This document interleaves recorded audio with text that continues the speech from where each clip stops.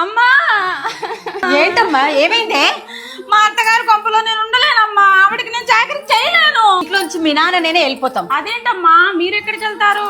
కొండి పెట్టేంత ఓపిక నా దగ్గర లేదమ్మా. నువ్వెందుకమ్మా చేయటం? నేనే నీకు వేడి వేడిగా వండి పెడతాను.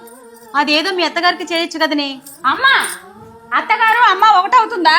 కాదు కాబట్టి మీ అత్తగారిని బాధ్యతగా చూసుకోమని చెప్తున్నానమ్మా. ఎందుకు?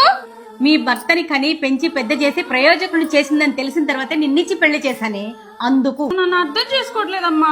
అర్థం చేసుకోవడం అంటే నువ్వు ఏడ్చుకుంటూ వస్తే ఇలా కూర్చోబెట్టి మీ అత్తమామలు వచ్చి కాళ్ళు మొక్కేదాకా ఎళ్ళొద్దు ఇక్కడే ఉండని చెప్పడం అమ్మా అర్థం చేసుకోవడం అంటే.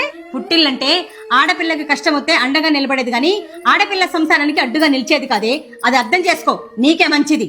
అంటే నన్ను దెప్పి పొడుస్తున్నావా? లేదమ్మా, నీ సంసారాన్ని చిందరవందర చేసుకోవద్దని చెప్తున్నాను. ఈ తల్లి మాటలు ఎంతమందికి నిజమనిపించాయి? ఈ కథ కేవలం